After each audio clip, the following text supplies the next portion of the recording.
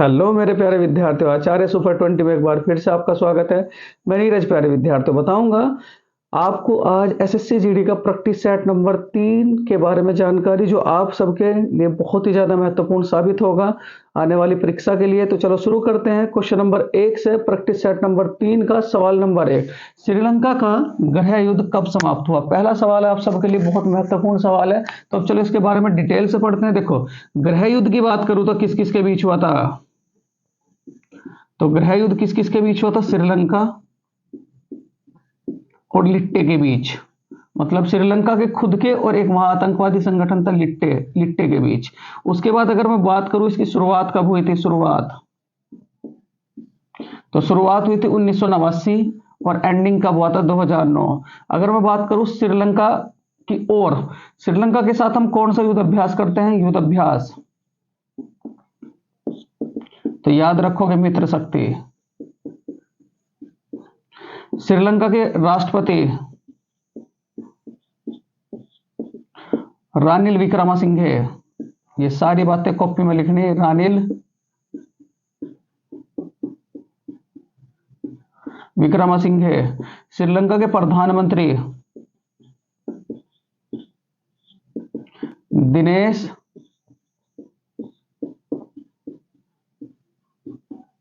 गणवर्धन। कौन है? दिनेश गणवर्धन बच्चों।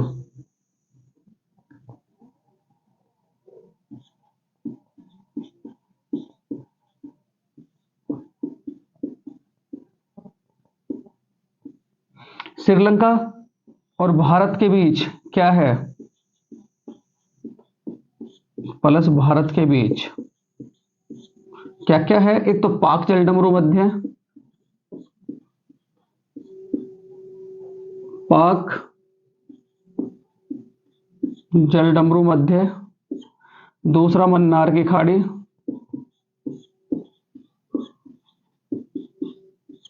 तीसरा क्या है? आदम का पुल।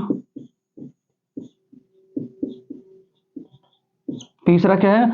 आदम का पुल। अगर मैं बात करूं श्रीलंका की मुद्रा की, तो याद रखोगे श्रीलंका, श्रीलंका रुपया। अगर मैं बात करूं आप लोगों से श्रीलंका में कुल जिले, तो कुल जिले कितने थे? 27। सबसे बड़ा जिला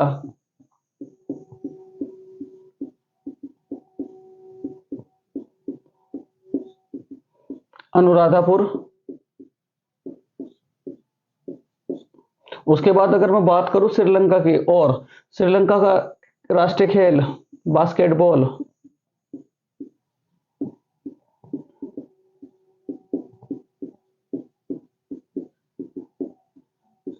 भगवान बुद्ध के दांत के अवशेष कहां मिले हैं? के दांत के अवशेष, तो वो भी याद रखोगे बच्चों, श्रीलंका। देखो, इतनी बातें आप लोगों को श्रीलंका से याद रखनी है। क्या क्या? कि श्रीलंका का गृह युद्ध कब हुआ? तो श्रीलंका का गृह युद्ध कब हुआ था? 1983 में शुरुआत हुई, 1989 में शुरुआत हुई थी, लेकिन सन 2009 में एंडिंग हो चुका था। इससे रिलेटेड कुछ और बातें आप लोग याद रखोगे। श्रीलंका जो गृह युद्ध चल रहा था वो किस किस के बीच में चल रहा था? तो याद रखोगे आप, श्रीलंका प्लस के लिट्टे के बीच में। शुरुआत कब हुई थी? 1989। एंडिंग कब होगा था? सन 2009। उसके बाद अगर मैं बात करूं युद्ध अभ्यास किसके, इसके साथ हम कौन सा युद्ध अभ्यास करते हैं? तो क्या कहोगे मित्र शक्ति? राष्ट्रपति कौन है? रानिल विक्रमासिंघे। प्रधानमंत्री कौन है? दिनेश गणवर्धन। भारत और श्रीलंका के बीच है क्या क्या? तो याद रखोगे बच्चों, पाक जलडमरू मध्य। उसके बाद क्या है आपका? मन्नार की खाड़ी। तीसरा क्या है? आदम का पुल। ठीक, उसके बाद मुद्रा क्या है इसकी? श्रीलंका रुपया। कुल जिले कितने? 27। श्रीलंका का सबसे बड़ा जिला कौन सा? अनुराधापुर। अगर मैं बात करूं राष्ट्रीय खेल, तो क्या कहोगे? बास्केटबॉल। और भगवान बुद्ध के दांत के अवशेष कहां मिले हैं? श्रीलंका में ही। चलो स्क्रीनशॉट लें, उसके बाद बच्चों आगे चलेंगे।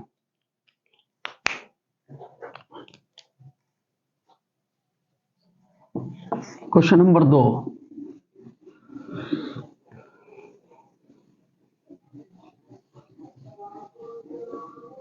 बच्चों थोड़ा सा बस कैमरे में टेक्निकल इशू चल रहा है, जिस वजह से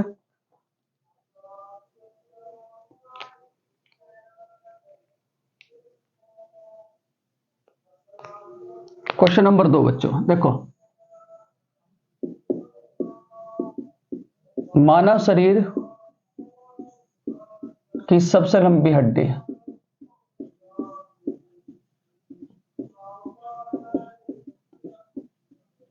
कौन सी है? तो ऑप्शन फर्स्ट है फीमर, फलेलेज, स्टेपिज, पटेला। ठीक।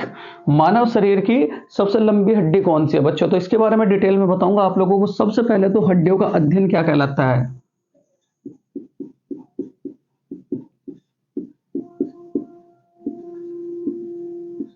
कहलाता है ऑस्ट्रियोलॉजी। ऑस्ट्रियोलॉजी। ठीक है। उसके बाद अगर मैं कहूं सबसे बड़ी हड्डी है,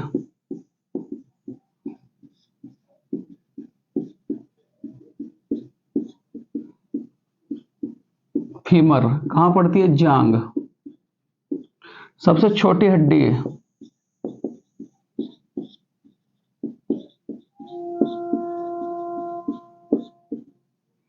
स्टेपिज, कहां पड़ती है? कान। कहां पड़ती है? कान। ठीक है। उसके बाद जबड़े की हड्डी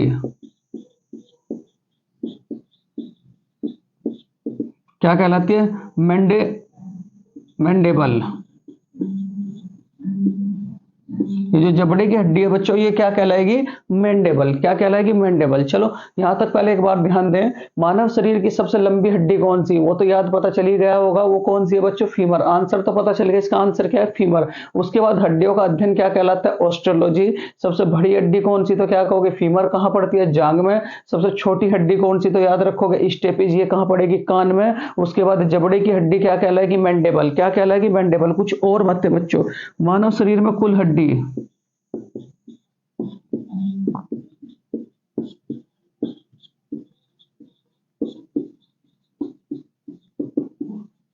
206। उंगलियों की हड्डी बच्चों, ये जो उंगलियों की हड्डी ये क्या कहलाएगी? उंगलियों में हड्डी,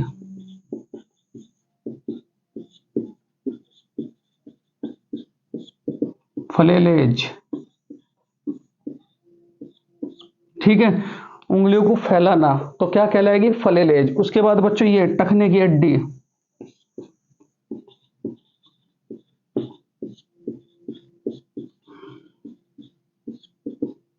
तो ये क्या कहलाएगी? पटेला।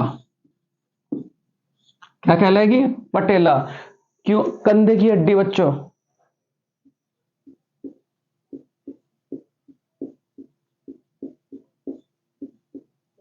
ह्यूमस। क्या कहलाएगी? ह्यूमस। बच्चों में हड्डी,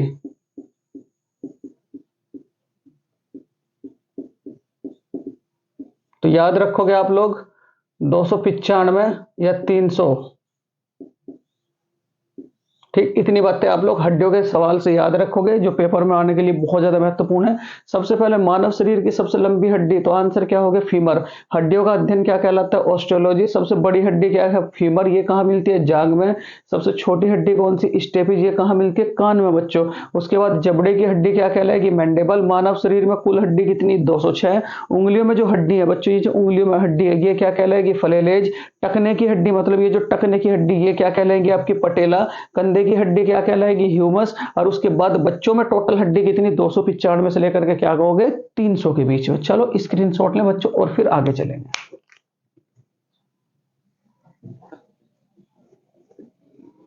क्वेश्चन नंबर 3। पहला सवाल क्या था बच्चों? श्रीलंका का गृह युद्ध कब समाप्त हुआ? तो उसका आंसर क्या था? सन 2009। उसके बाद दूसरा सवाल दिया आप लोगों को, मानव शरीर की सबसे लंबी हड्डी कौन सी? तो याद रखोगे बच्चों कौन सी है? फीमर। ये कहां पड़ती है? जांग में। कहां पड़ती है बच्चों? जांग में। ठीक है। तो मानव शरीर की सबसे लंबी हड्डी कौन सी? तो क्या कहोगे? फीमर। ये कहां पड़ेगी? जांग में। ठीक है। बहुत ही महत्वपूर्ण सवाल है, बहुत ही महत्वपूर्ण। ठीक है। चलो क्वेश्चन नंबर 3 है बच्चों आप सबके लिए।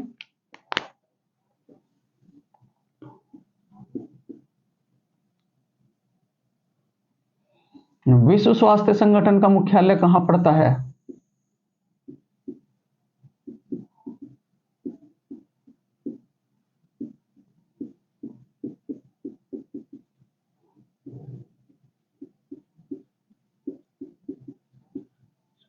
विश्व स्वास्थ्य संगठन का हेडक्वार्टर कहाँ पड़ता है? तो याद रखोगे आप लोग, कहाँ पड़ेगा बच्चों?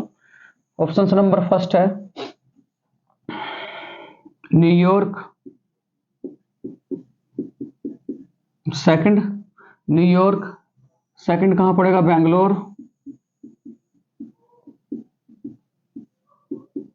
थर्ड कहाँ पड़ेगा? बर्लिन, फोर्थ कहाँ पड़ेगा बच्चों? ढाका। कहाँ पड़ेगा? ढाका। तो ये सवाल है आप सबके लिए, क्या सवाल है? विश्व स्वास्थ्य संगठन का हेडक्वार्टर कहाँ पड़ता है? विश्व स्वास्थ्य संगठन का हेडक्वार्टर कहाँ पड़ता है? तो याद रखोगे आप लोग। पहले मैं कुछ और बताऊं आप लोगों को, और एक है बच्चों जिनेवा, ठीक। ऑप्स तो कुछ और के हेडक्वार्टर में बताऊं आप लोगों को। देखो, सबसे पहले हेडक्वार्टर विश्व बैंक, वाशिंगटन डीसी। क्योंकि साथ साथ कुछ और फैक्ट भी याद करते चलें। वाशिंगटन डीसी, अंतर्राष्ट्रीय मुद्रा कोष,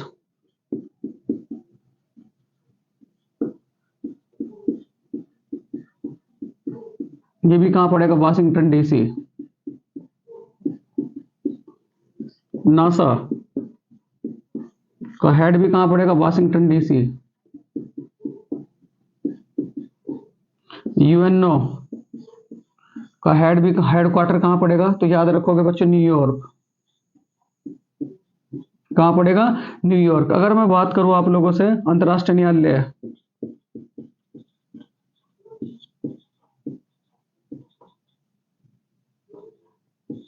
द हैग, नीदरलैंड।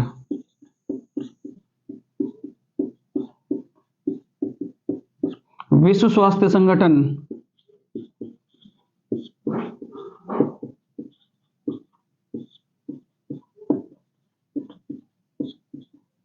विश्व स्वास्थ्य संगठन, तो इसका हेडक्वार्टर कहां पड़ता है? तो याद रखोगे जिनेवा।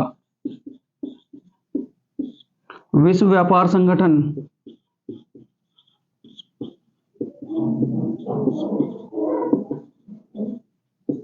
ये भी कहां पड़ेगा? जिनेवा। तो ये भी कहां पड़ेगा? जिनेवा। अगर मैं बात करूं आपसे विश्व डाक संगठन,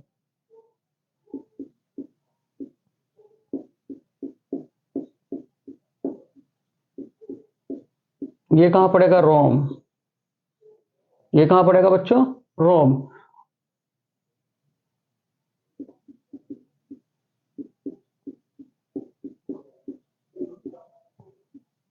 अंतर्राष्ट्रीय ओलंपिक समिति,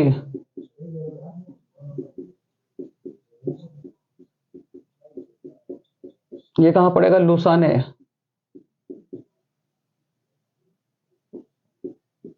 उसके बाद आईसीसी,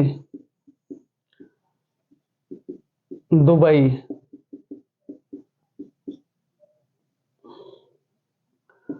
इसरो, इसरो कहां पड़ेगा? बेंगलोर। आरबीआई, यहां से एक सवाल जरूर फंसता है, आरबीआई मुंबई। आरबीआई का हेडक्वार्टर कहां है बच्चों? मुंबई।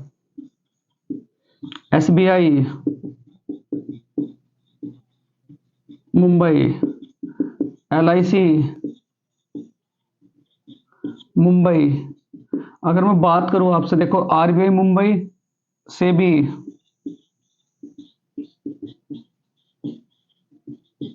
मुंबई। इतनी बातें आप थोड़ी सी हेडक्वार्टरों से याद रखेंगे, जो आने वाले एग्जाम में आप सबके लिए बहुत ज्यादा महत्वपूर्ण होगी। विश्व बैंक का हेडक्वार्टर कहां पड़ता है? Washington DC. अंतर्राष्ट्रीय मुद्रा कोष का वाशिंगटन डीसी। नासा का हेडक्वार्टर वाशिंगटन डीसी।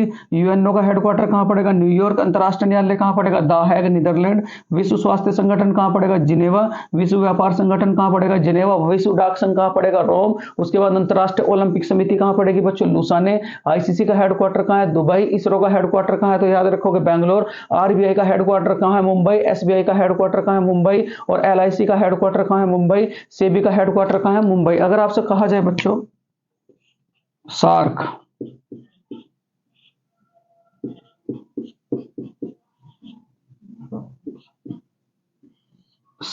सार्क का हेडक्वार्टर, तो याद रखोगे काठमांडू।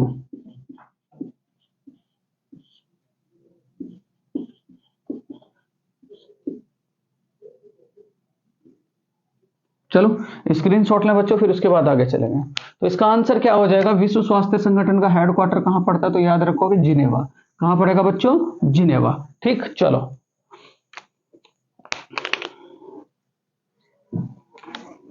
बहुत ही महत्वपूर्ण सेशन है बच्चों। धीरे धीरे धीरे धीरे रीजनिंग का भी प्रैक्टिस सेट आपको प्रोवाइड होगा, और धीरे धीरे बच्चों आपको मैथ का भी प्रैक्टिस सेट प्रोवाइड होगा। चलो क्वेश्चन नंबर 4 है बच्चों, बहुत ही ध्यान से। नॉमिनल जीडीपी के आधार पर भारत सन 2018 में कौन से स्थान पर रहा था। Nominal, question number 4, nominal GDP के आधार पर, क्योंकि पता नहीं कहां से पूछ लें, सन 2018 में भारत किस स्थान पर रहा।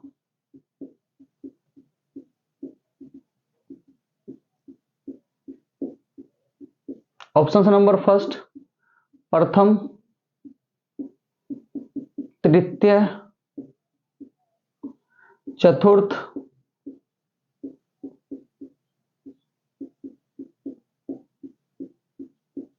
सप्तम। तो नॉमिनल जीडीपी के अनुसार बच्चों भारत सन 2018 में कौन से स्थान पर रहा। चलो मैं कुछ और बातें बताऊं आप लोगों को। देखो अभी अगर मैं सन 2023 की बात करूं तो भारत ब्रिटेन को पिछाड़कर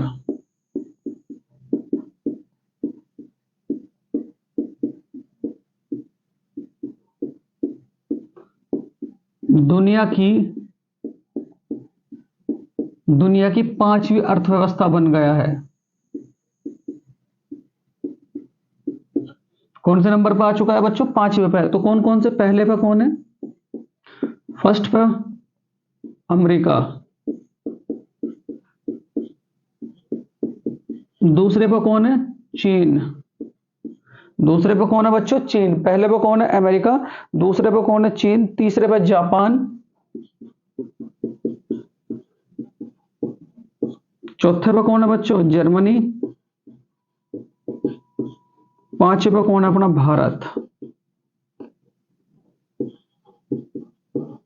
पांचवे पे कौन है, अपना भारत। तो सन 2018 में जो भारत था उस टाइम पे प्यारे विद्यार्थियों, जीडीपी के आधार पर सन 2018 में भारत किस स्थान पर था, तो क्या कहोगे, सप्तम पर। लेकिन अब की अगर मैं बात करूं तो अब पूरे के पूरे वर्ल्ड में कौन से नंबर पर है, तो क्या कहोगे, 5वें नंबर पर। उससे ऊपर 4 कौन कौन से देश है, तो याद रखोगे आप लोग, क्या हमने किसे पिछाड़ा है, तो क्या कहोगे, ब्रिटेन को। पहले नंबर पर अमेरिका, दूसरे नंबर पर चीन, तीसरे नंबर पर जापान, चौथे नंबर पर जर्मनी, और 5वें नंबर पर क्या होगा, भारत। अगर मैं अमेरिका की राजधानी की बात करूं, बताओ जरा क्या है।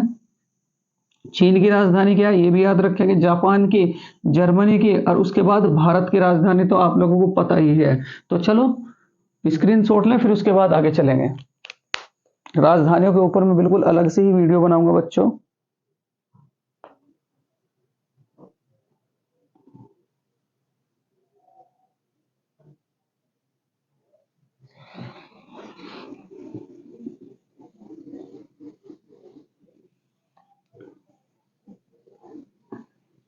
क्वेश्चन नंबर 5 बच्चों, निम्न में से कौन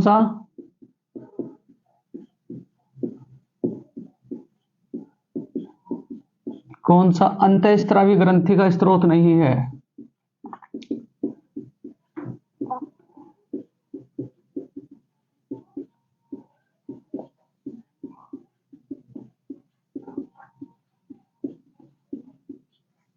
ऑप्शंस फर्स्ट है बच्चों आप सबके लिए, ऑप्शंस फर्स्ट है आपके लिए, थाइमस, लार ग्रंथि,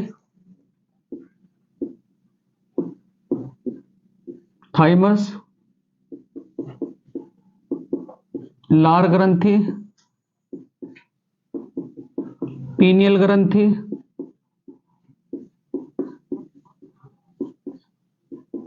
थाइमस, लार ग्रंथि, पीनियल ग्रंथि, एड्रिनल ग्रंथि। एड्रिनल ग्रंथि।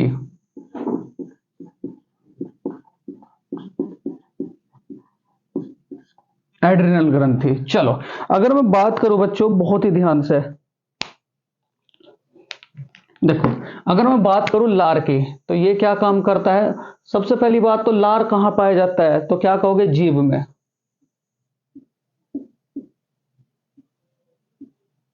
ठीक, इसके अंदर जो हार्मोन है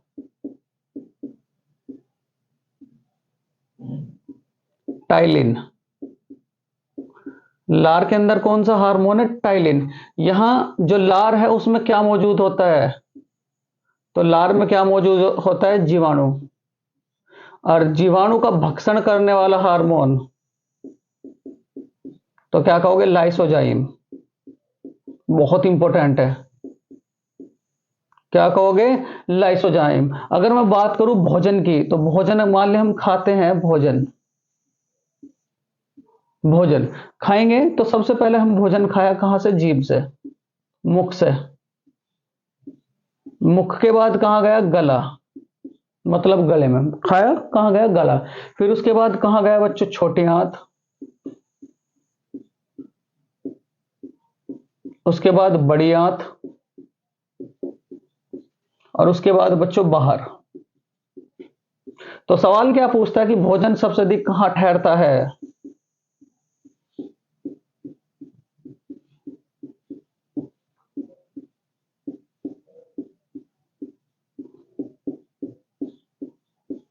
तो कहां ठहरता है? तो क्या कहोगे? छोटी आंत। तो इस ऑप्शन से आपके क्या क्या बने? जीभ जो है, जीभ। ठीक। लार कहां पाई जाती है? जीभ में। इसमें कौन सा हार्मोन होता है लार में? तो क्या कहोगे? टाइलिन। उसके बाद लार में क्या मौजूद होते हैं? तो क्या कहोगे? जीवाणु।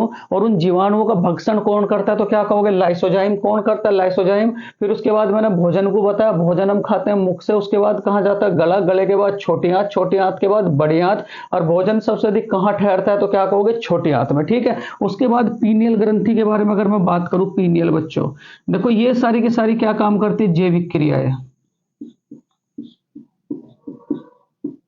मतलब जैविक क्रियाएं कौन कौन सी? कब हमें सोच के लिए जाना, कब हमें सोना है, कब हमें रोना है, कब हमें दुखी होना। तो ये सारी की सारी कंडीशन किसके अंतर्गत होगी? पीनियल ग्रंथि के अंदर बच्चों।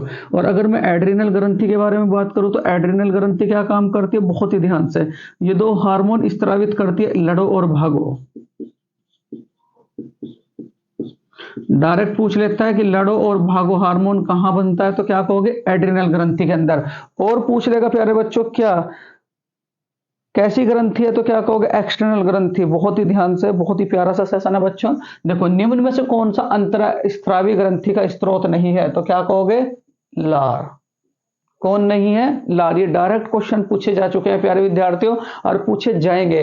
तो यहां देखो, अगर मैं बात करूं लार में, लार कहां मिलती है? तो क्या कहोगे? जीभ में। जीभ में कौन सा हार्मोन होता है? टाइलिन। और जो लार है, लार में क्या पाए जाते हैं? जीवाणु। और जीवाणुओं का भक्षण कौन करता है? लाइसोजाइम। और भोजन सबसे शुरू में कहां पहुंचता है? मुख में, मतलब जब हम खाएंगे मुख में। फिर उसके बाद गले के अंदर, फिर उसके बाद छोटी आंत, फिर बड़ी आंत। और भोजन सबसे अधिक कहां ठहरता है? तो क्या कहोगे? छोटी आंत में। और उसके बाद अगर मैं पीनियल ग्रंथि की बात करूं, ये क्या काम करती है? सारी की सारी जैविक क्रियाएं करती है, जैसे शौचालय, सोना, रोना, दुखी, खाना पीना, ये सारा का सारा कौन बताएगी? पीनियल ग्रंथि। और एड्रिनल ग्रंथि कौन क्या काम करती है बच्चों? ये एक हार्मोन स्त्रावित करती है जिसका नाम क्या है? लड़ो और भागो। तो इसका जो आंसर हो जाएगा प्यारे विद्यार्थियों, निम्न में से कौन सा अंतर स्त्रावी ग्रंथि का स्रोत नहीं है? तो क्या कहोगे? लार ग्रंथि। बहुत ही इंपॉर्टेंट। चलो स्क्रीनशॉट ले, फिर उसके बाद आगे चलेंगे।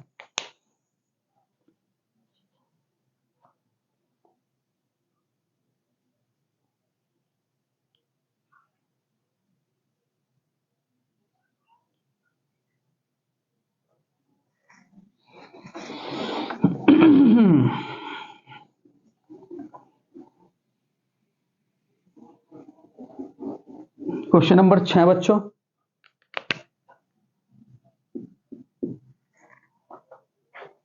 ठीक, क्वेश्चन नंबर 6 है बच्चों।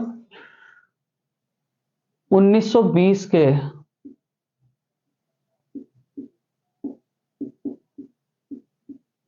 नागपुर अधिवेशन की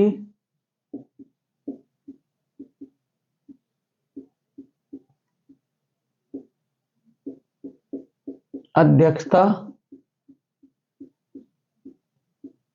किसने की? 1920 के नागपुर अधिवेशन की अध्यक्षता किसने की? तो ऑप्शन फर्स्ट है जवाहरलाल नेहरू।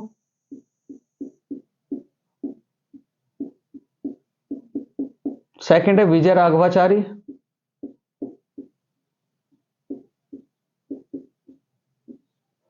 थर्ड है महात्मा गांधी।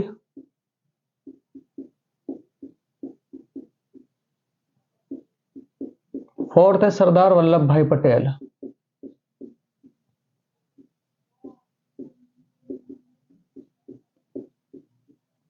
ठीक है।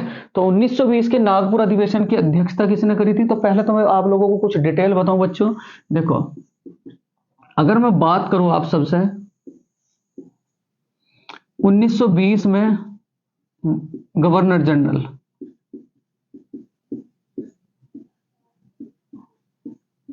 तो 1920 में गवर्नर जनरल कौन थे? Lord Chelmsford.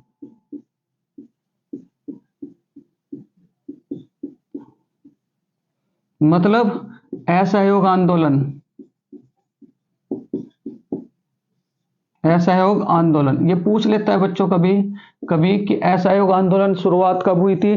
तो असहयोग आंदोलन की शुरुआत कब हुई थी? तो याद रखोगे बच्चों 1920। और खत्म कब हुआ था? 1900। देखो बहुत ध्यान से, इसकी शुरुआत हुई थी 1920 और खत्म कब हुआ था बच्चों? खत्म 4 फरवरी 1922। ठीक। यहां कहां खत्म हुआ था, क्यों हुआ था? तो क्या कहोगे? चोराचारी घटना के कारण। चोराचारी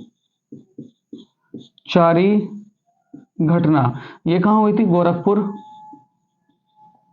ये तो बहुत ही बार पेपर में पूछा गया कि चोराचारी घटना कहां हुई थी, तो याद रखोगे कहां? गोरखपुर। उसके बाद और बातें मैं आप लोगों को बताऊं क्या? देखो, कांग्रेस की स्थापना कब हुई थी?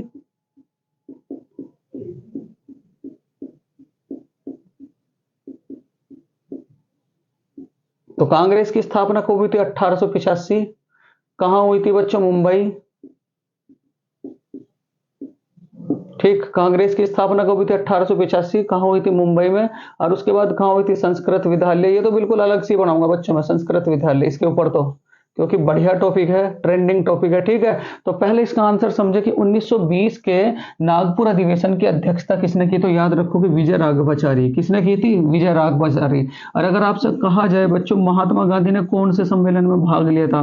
भाग लिया था अध्यक्षता एक में नहीं करी महात्मा गांधी। तो क्या कहोगे? बेलगांव अधिवेशन। ये डायरेक्ट पूछ लिया जाता है, बेलगांव अधिवेशन। ठीक। तो इसका आंसर क्या हो जाएगा? विजय राघवाचारी। चलो स्क्रीनशॉट लो, फिर उसके बाद आगे चलेंगे। देखो, असहयोग आंदोलन आपका 1920 में स्टार्टिंग हुआ था, खत्म कब हुआ था? 4 फरवरी 1922 में। चोराचारी घटना कहां हुई थी? गोरखपुर में। क्योंकि ये जो जगह है ये डायरेक्ट पूछ लेता है कि चोराचारी जो स्थान है वो कहां पड़ता है, कौन से जिले में पड़ता है? तो याद रखोगे गोरखपुर। और अगर मैं बात करूं गोरखपुर की ही, यूपी की सबसे अधिक वर्षा,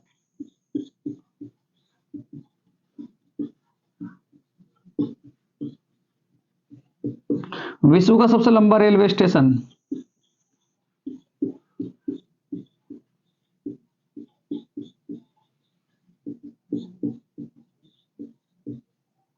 योगी आदित्यनाथ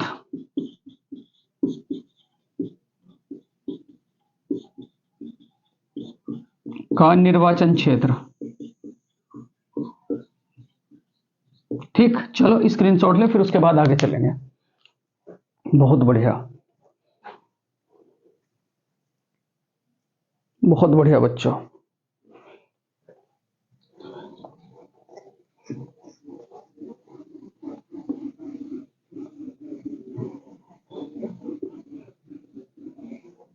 क्वेश्चन नंबर 7 है बच्चों, बहुत ही ध्यान से।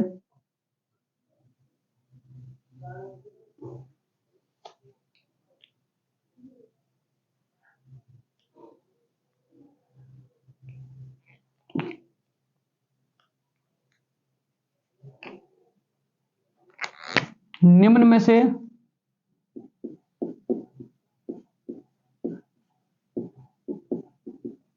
कौन सा भौतिक परिवर्तन का हिस्सा नहीं है?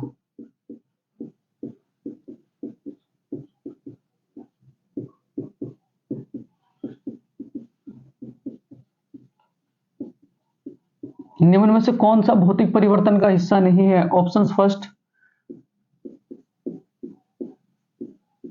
बर्फ से पानी बनना, मोम का पिघलना,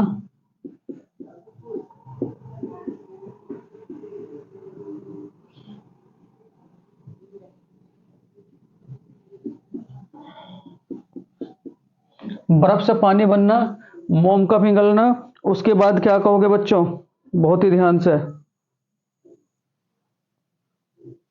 हीटर के तार का लाल होना,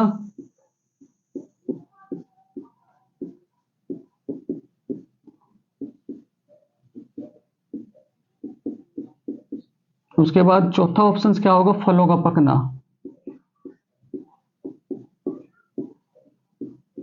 फलों का पकना, ठीक है। चलो देखो, अगर मैं बात करूं आप लोगों से परिवर्तन की, तो जो परिवर्तन होते हैं वो दो प्रकार के हैं।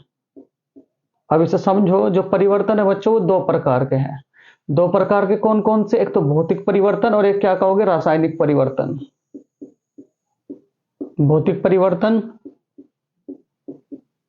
दूसरा क्या होगा, रासायनिक परिवर्तन।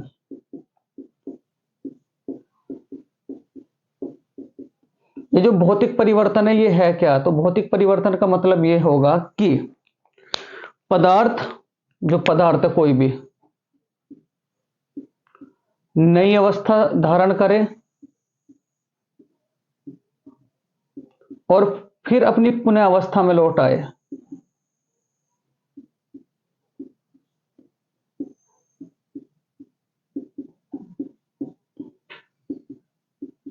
तो ये स्थिति क्या कहलाती है आप लोगों की, भौतिक परिवर्तन। मतलब कि पदार्थ ने एक नई अवस्था धारण कर ली और फिर उसके बाद यानी कि अपनी पुनः अवस्था में लौट आए, तो वो स्थिति क्या कहलाएगी, भौतिक परिवर्तन। और रासायनिक परिवर्तन की अगर मैं बात करूं, अपनी पुनः अवस्था में ना लौटे पदार्थ,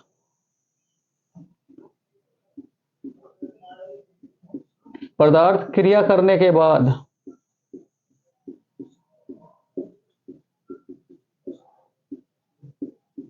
अपनी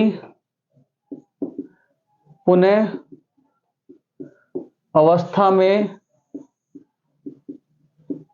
न लौटे, वो क्या कहलाएगा, रासायनिक परिवर्तन। जैसे कि बच्चों अगर मैं बात करूं इस भौतिक परिवर्तन के कुछ एग्जाम्पल के, बर्फ से पानी बनना, देखो बर्फ से पानी बन जाएगा और फिर दोबारा पानी से बर्फ बन जाएगा, ठीक है।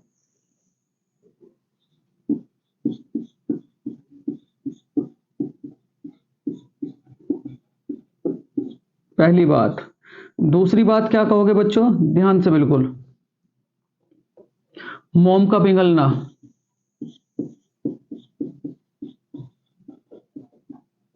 मोम पिघल जाएगा और फिर दोबारा उसकी दोबारा मोमबत्ती बना देंगे। तीसरी बात बच्चों, तीसरी बात क्या कहोगे, हीटर के तार का, हीटर के तार का, हीटर के तार का लाल होना।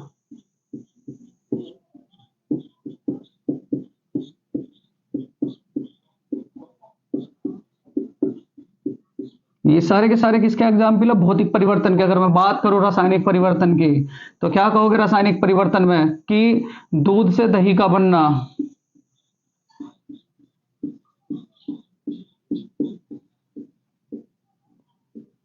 बच्चों आप दूध से दही तो बना लोगे लेकिन दोबारा दही से दूध नहीं बना सकते, ठीक है। तो दूध से दही का बनना, उसके बाद फलों का पकना,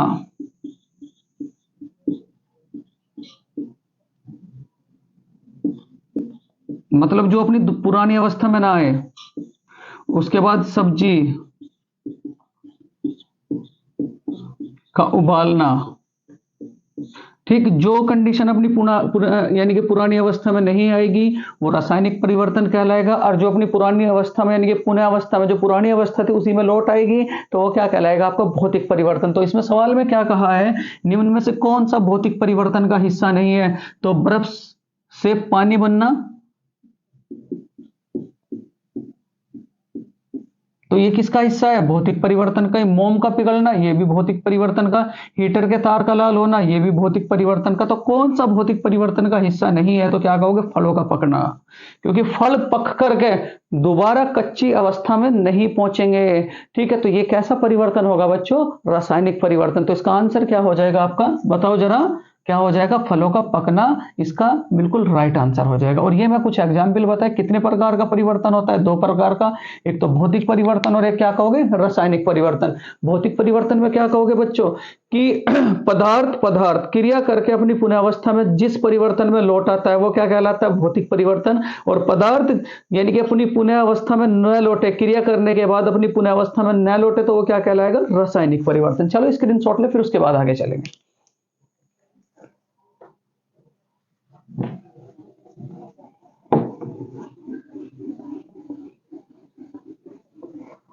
क्वेश्चन नंबर 8 बच्चों,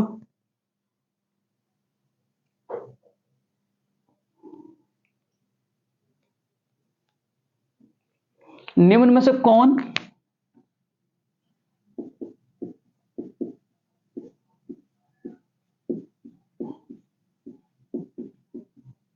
निम्न में से कौन सा निम्न में से कौन से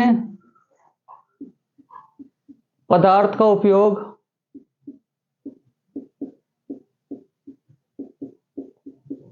फलों को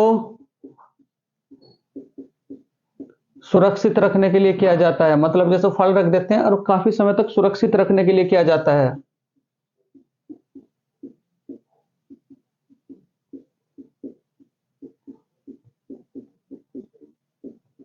ऑप्शंस फर्स्ट, नाइट्रस ऑक्साइड,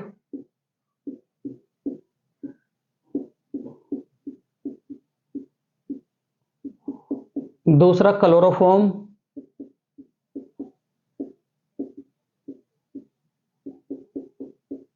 तीसरा याद रखोगे आप लोग, निम्न में से कौन से पदार्थ का उपयोग फलों को सुरक्षित रखने के लिए किया जाता है? नंबर 3 याद रखोगे बच्चों, सल्फ्यूरिक अम्ल,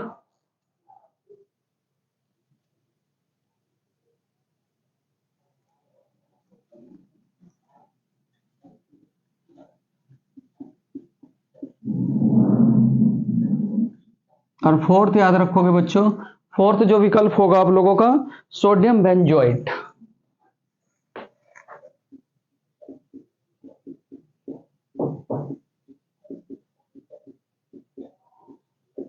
तो बहुत ध्यान से, निम्न में से कौन से पदार्थ का उपयोग फलों को सुरक्षित रखने में किया जाता है? देखो मैं कुछ बताऊं आप लोगों को, नाइट्रस ऑक्साइड, ये क्या होगी? हंसाने वाली गैस।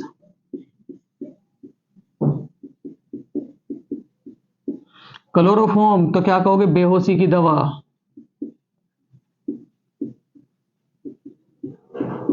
ठीक है। सल्फ्यूरिक अम्ल, ये क्या होगा? अम्लराज। डायरेक्ट पूछ लेता कि अम्लराज किसे कहा जाता है, तो क्या कहोगे? H2SO4। सल्फ्यूरिक अम्ल क्या होगा? H2SO4। और फलों को सुरक्षित रखने के लिए किसका उपयोग करोगे आप लोग? Sodium benzoate.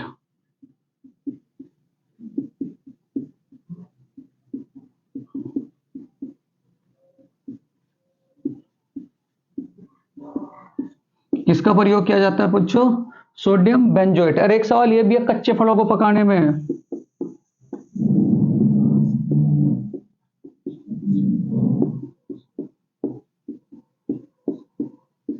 किसका यूज करते हैं? तो क्या कहोगे? एथिलीन।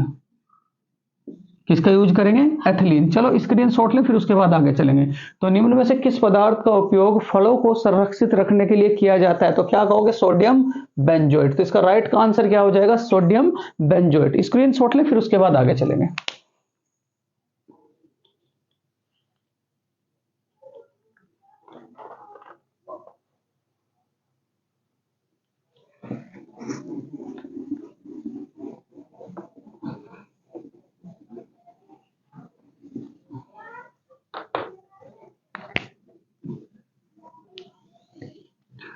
क्वेश्चन नंबर 9,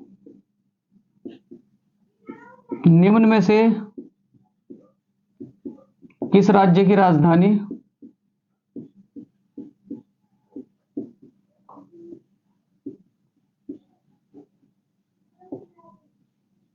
दिसपुर है? निम्न में से किस राज्य की राजधानी दिसपुर है? ऑप्शंस फर्स्ट, मणिपुर, सेकंड होगा असम, थर्ड क्या होगा? मेघालय, फोर्थ क्या होगा? नागालैंड। यहीं से पूछता है बच्चों, जो पूर्वोत्तर राज्य हैं। तो पहले मैं सेवन सिस्टर राज्य की राजधानी बताऊं आप लोगों को। सेवन सिस्टर किन्हें कहा जाता है? सेवन सिस्टर,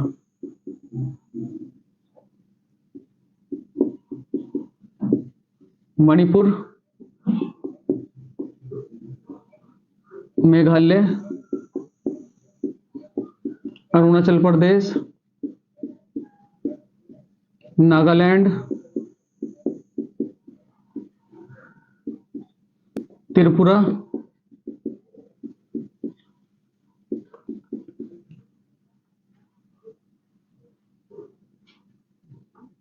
मणिपुर, मेघालय, अरुणाचल प्रदेश, नागालैंड, त्रिपुरा, असम,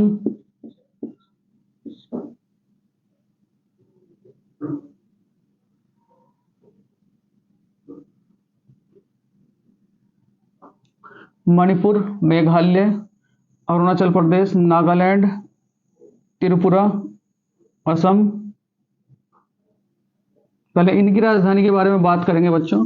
मणिपुर की राजधानी आइजोल, मेघालय की राजधानी शिलोंग, अरुणाचल प्रदेश की राजधानी ईटानगर, नागालैंड की राजधानी कोहिमा, त्रिपुरा की राजधानी अगरतला, असम की राजधानी बताओ जरा दिसपुर, लक्षद्वीप की राजधानी कवारती, जो पेपर में पूछी जाती है बच्चों। लक्षद्वीप की राजधानी क्या है? कवारती। गोवा की राजधानी तो क्या कहोगे? पणजी। गोवा की राजधानी पणजी। अगर आपसे कहा जाए बच्चों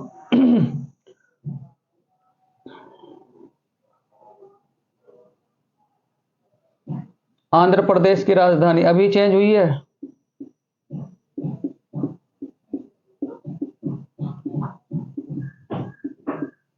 तो याद रखोगे विशाखापत्तनम। क्या है? विशाखापत्तनम। तो इसका आंसर क्या हो जाएगा बच्चों? निम्न में से किस राज्य की राजधानी दिसपुर है? तो क्या कहोगे? असम। तो कौन से राज्य की राजधानी आप लोगों की दिसपुर है? तो क्या कहोगे? असम। और आप सबको ये बताना है, ये बताओ मुझे जरा, जयपुर की राजधानी, जयपुर किसकी राजधानी है? कमेंट बॉक्स में इसका आंसर लिखें कि जयपुर किसकी राजधानी है। इसका आंसर कमेंट बॉक्स में जरूर लिखें और अपने नाम के साथ आप कहां से हो ये भी लिखें बच्चों, ठीक है? बहुत ही मेहरबानी होगी। तो इस सवाल का आंसर क्या हो जाएगा? निम्न में से किस राज्य की राजधानी दिसपुर है? तो क्या कहोगे? असम। और असम के जो मुख्यमंत्री है वो कौन है बताओ जरा?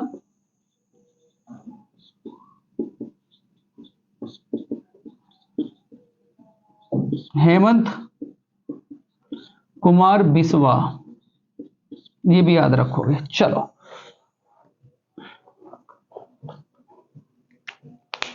बहुत बढ़िया।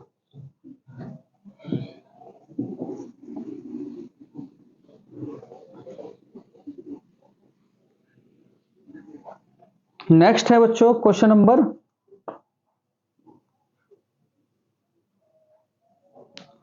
नागालैंड राज्य कौन से संविधान संशोधन के तहत बना? 10वां सवाल है, नागालैंड राज्य कौन से संविधान संशोधन के तहत बना? नागालैंड राज्य कौन से संविधान संशोधन के तहत बना? बहुत ही प्यारा सा सवाल है, तो याद रखोगे बच्चों बहुत ध्यान से। ऑप्शन नंबर फर्स्ट 15वें, 13वें, 14वें और 21वें। ठीक है, नागालैंड राज्य कौन से संविधान संशोधन के तहत बना? कुछ इंपॉर्टेंट बात करूंगा बच्चों आप लोगों से। देखो, संविधान, हमारा संविधान 2 बार लागू हुआ। एक तो आंशिक संविधान, तो कब लागू हुआ था बताओ जरा? 26 नवंबर 1949। एक मूल संविधान, जो मूल संविधान था ये कब लागू हुआ था? 26 जनवरी, बताया था बच्चों आपको, 1950। ये 26 जनवरी 1950 की अगर मैं बात करूं तो बहुत ही बातें याद रखेंगे। क्या क्या कि इसमें भाग कितने थे? 22। अनुसूची कितनी थी? 8। और आर्टिकल कितने थे? याद रखोगे बच्चों 395। कितने थे? 395। तो संविधान का पहला संशोधन कब हुआ था? पहला, कुछ इंपॉर्टेंट बातें बताऊंगा मैं आप लोगों को। पहला संविधान संशोधन, तो पहला संविधान संशोधन कब हुआ था? 1951। ये बहुत इंपॉर्टेंट है। क्या हुआ था? संविधान में 9वीं अनुसूची जोड़ी गई थी।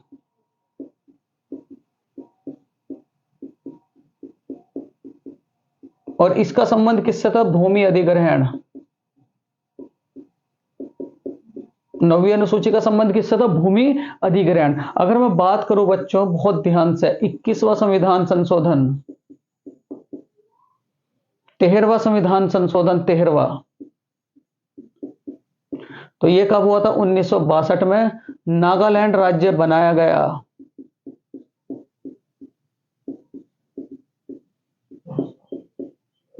अगर मैं बात करूं बच्चों 42वें संविधान संशोधन की,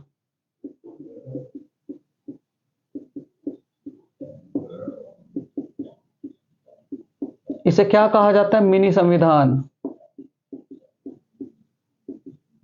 ठीक, 42वें संविधान संशोधन को क्या कहा जाता है? मिनी संविधान। इसके तहत क्या क्या हुआ था? देखो, इसके तहत एक तो 3 शब्द जुड़े थे। प्रस्तावना जो थी, प्रस्तावना, उसमें 3 शब्द जोड़े गए थे। कौन कौन से? एकता, अखंडता और समाजवादी। एकता, अखंडता और तीसरा क्या कहोगे? समाजवादी। ठीक है, इसी के तहत देखो, जब आपका मूल संविधान लागू हुआ तो उसमें आपका एक भी मौलिक कर्तव्य नहीं जोड़ा गया था। तो मौलिक कर्तव्य कब जुड़े?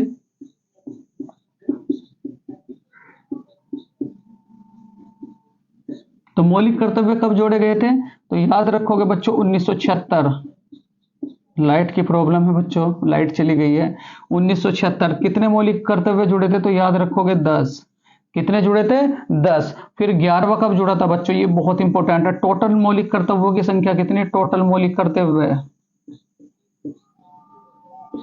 तो क्या कहोगे बच्चों? 11। ये 11वां कब जुड़ा था? 86वें संविधान संशोधन,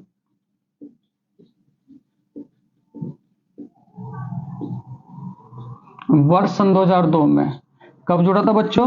86वें संविधान संशोधन वर्ष सन 2002 में। ठीक है, उसके बाद अगर मैं बात करूं आपसे 44वां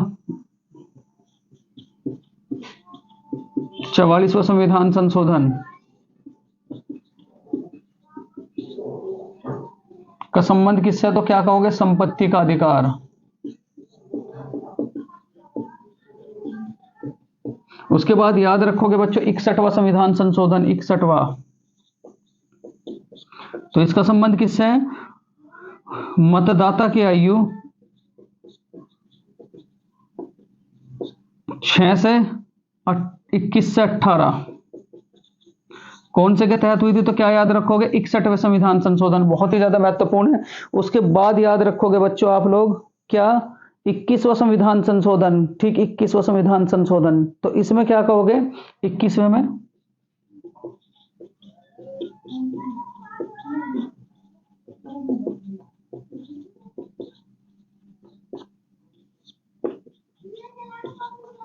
1967। ठीक है, इसमें 15वीं भाषा जोड़ी गई।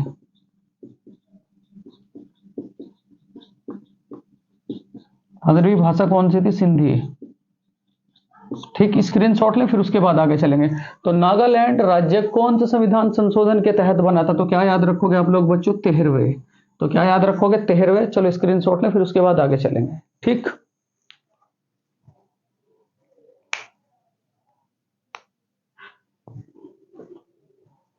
चलो बहुत बढ़िया।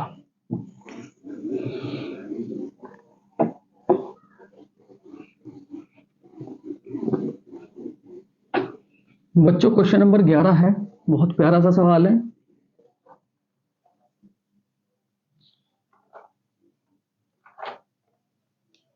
भारत का सबसे छोटा राज्य,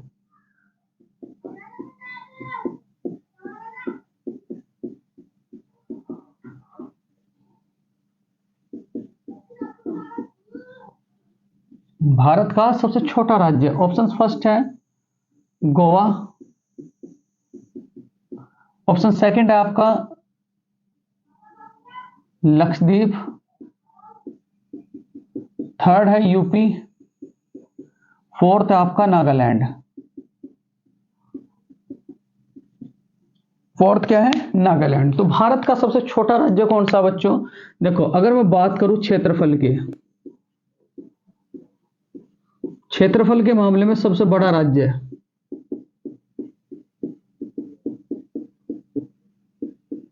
तो याद रखोगे आप लोग राजस्थान, बहुत पूछा जाता है। क्षेत्रफल के मामले में छोटा राज्य तो कौन सा? गोवा। सबसे लंबी समुद्री सीमा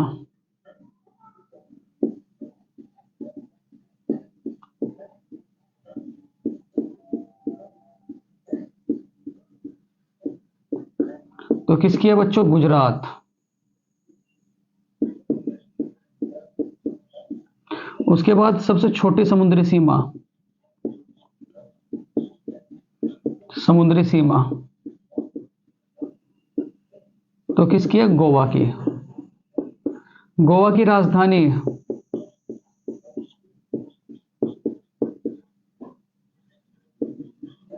तो याद रखोगे पणजी। गोवा कौन सी नदी के किनारे है? तो याद रखोगे मांडवी नदी के किनारे। और बातें याद रखोगे आप लोग, देखो बहुत ही बेहतरीन। देखो गोवा से 3 बातें और याद रखोगे, क्या क्या? सिग्मो फेस्टिवल, सिग्मो त्योहार कहां मनाया जाता है? तो क्या कहोगे? गोवा। हर घर जल, हर घर जल परियोजना तो कहां कहोगे? गोवा। उसके बाद पूर्णतः रबीज मुक्त राज्य,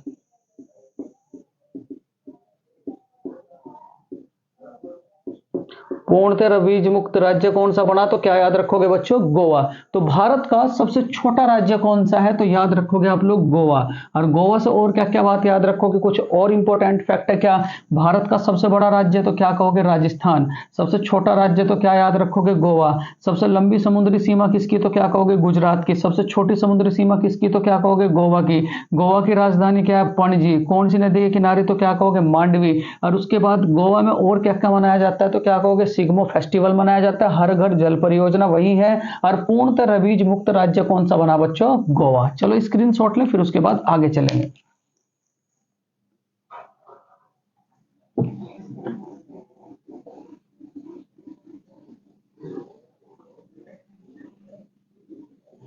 क्वेश्चन नंबर 12, देखो क्वेश्चन नंबर 12 क्या कहता है? माइक्रोसॉफ्ट एक्सेल का फाइल एक्सटेंशन क्या है?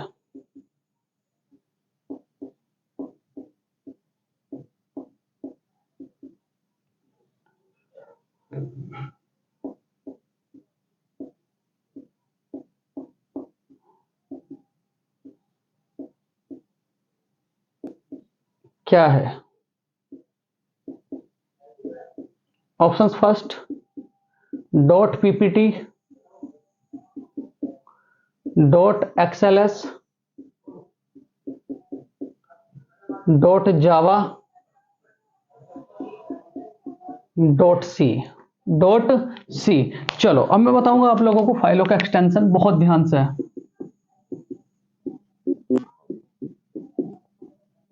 माइक्रोसॉफ्ट एक्सेल की अगर मैं बात करूं तो इसका एक्सटेंशन है डॉट एक्सएलएस।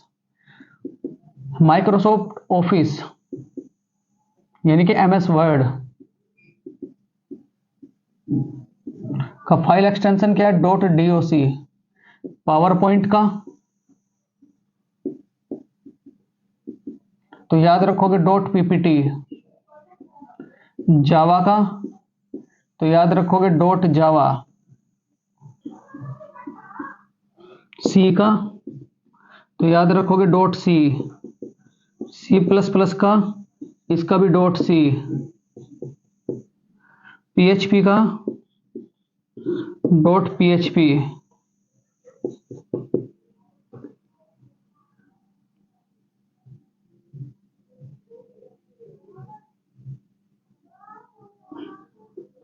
माइक्रोसॉफ्ट एक्सेल का डॉट एक्सएलएस, एमएस वर्ड का डॉट डीओसी, पावर पॉइंट का डॉट पीवीटी, जावा का क्या होगा? डॉट जावा, सी का क्या होगा? Dot C, C plus plus का क्या होगा? इसका भी डॉट सी बच्चों, और पीएचपी का क्या होगा? Dot PHP.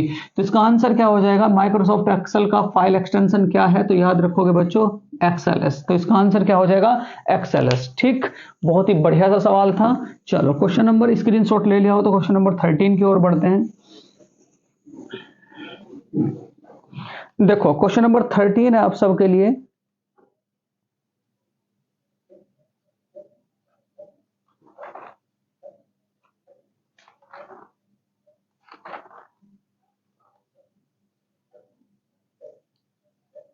असुमेलित कीजिए।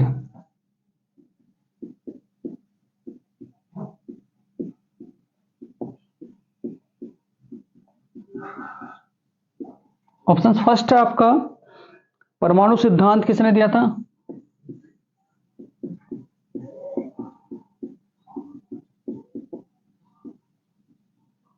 डाल्टन। नाभिक की खोज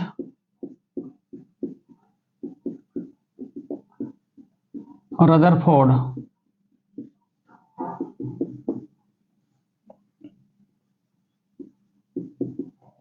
न्यूट्रॉन की खोज किसने करी थी बच्चों? तो याद रखोगे आप, एंडरसन।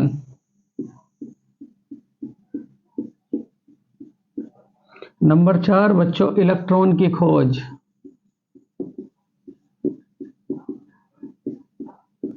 जे टॉमसन। किसने करी थी? जे टॉमसन ने। तो चलो कुछ बातें मैं आप लोगों को बताऊंगा। देखो बच्चों बहुत ही ध्यान से, जो परमाणु सिद्धांत है वो किसने दिया था? डाल्टन ने। क्या कहा था? डाल्टन ने। अब डाल्टन ने जो परमाणु सिद्धांत दिया था, इसमें 3 बातें याद रखेंगे। क्या क्या? कि प्रत्येक पदार्थ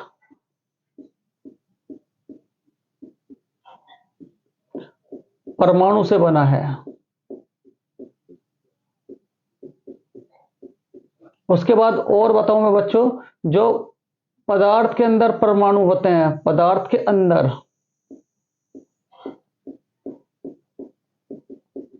परमाणु होते हैं, उनके सभी गुणधर्म समान होते हैं। तीसरी बात देखो, परमाणु ना तो उत्पन्न होता, परमाणु न तो बनाया जा सकता, ना नष्ट किया जा सकता। बनाया जा सकता, न नष्ट किया जा सकता,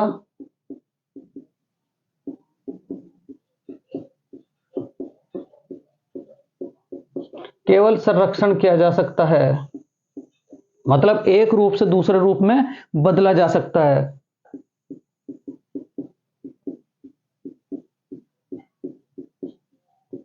ठीक, इतनी बातें आप लोग इसके परमाणु मॉडल से याद रखेंगे। क्या क्या? प्रत्येक पदार्थ परमाणु से बना है। अच्छा एक सवाल और बताओ, परमाणु बड़ा हो या अणु?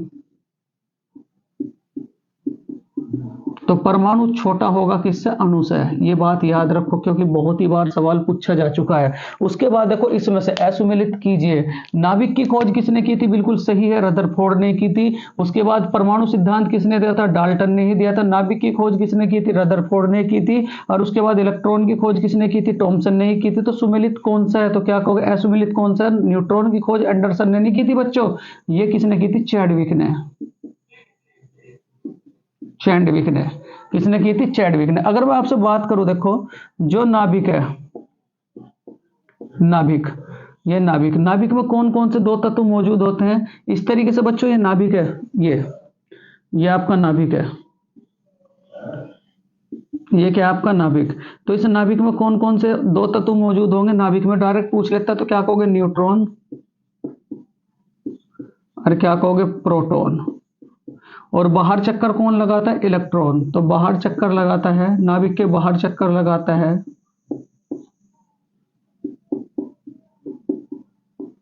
कौन? इलेक्ट्रॉन।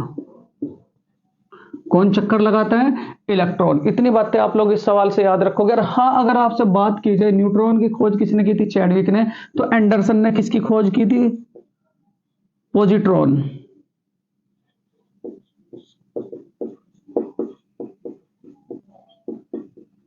तो एंडरसन ने किसकी खोज की थी बच्चों? पॉजिट्रॉन की। अगर मैं बात करूं आप लोगों से, प्लम पुडिंग मॉडल किसने दिया था? Plum pudding.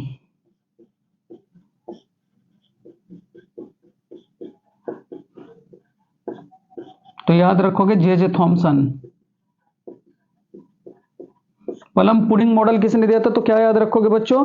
जे जे थॉमसन। अगर आपसे बात की जाए, बहुत ही बेहतरीन, अगर आपसे बात की जाए नाभिक की खोज, ठीक है, नाभिक की खोज, देखो रदरफोर्ड जो साहब थे, रदरफोर्ड, मैं यहां बताऊं आपको, रदरफोर्ड साहब ने दो चीजों की खोज की थी, एक तो नाभिक की खोज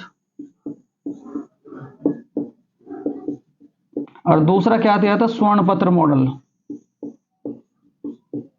बचपन में ही पढ़ते आ रहे हैं स्वर्ण पत्र मॉडल। उसके बाद अगर मैं बात करूं आपसे, क्या स्वर्ण पत्र मॉडल किसने दिया था? तो क्या कहोगे? रदरफोर्ड ने। इलेक्ट्रॉन बाहर चक्कर लगाता है, पॉजिट्रॉन की खोज किसने की थी? तो क्या याद रखोगे? एंडरसन ने। और प्लम पुडिंग मॉडल किसने दिया था? जे जे थॉमसन ने। परमाणु सिद्धांत किसने दिया था? डाल्टन ने। नाभिक की खोज किसने की थी? रदरफोर्ड ने। ठीक है, उसके बाद न्यूट्रॉन की खोज किसने की थी? तो याद रखोगे चैडविक ने। इलेक्ट्रॉन की खोज किसने की थी? तो याद रखोगे जे जे थॉमसन ने। इतनी बातें आप लोग। हाँ, सबसे अधिक भेदन क्षमता, सबसे अधिक भेदन क्षमता कौन सी किरण की है? तो क्या कहोगे? गामा किरण। कौन सी की? गामा किरण। चलो स्क्रीनशॉट ले, फिर उसके बाद आगे चलेंगे। बहुत बढ़िया। रदरफोर्ड ने किस किस की खोज की थी? तो क्या कहोगे? नाभिक की खोज की थी। और क्या कहोगे? स्वर्ण पत्र मॉडल दिया था। क्वेश्चन नंबर 14 है बच्चों, क्या है? नील बोर के परमाणु मॉडल के अनुसार किसी कक्षा में अधिकतम इलेक्ट्रॉनों की संख्या कितनी हो सकती है? बहुत बढ़िया सवाल। क्वेश्चन नंबर 14, नील बोहर के परमाणु मॉडल के अनुसार, नील बोहर के परमाणु मॉडल के अनुसार किसी कक्षा में नील बोहर के परमाणु मॉडल के अनुसार किसी कक्षा में, किसी कक्षा में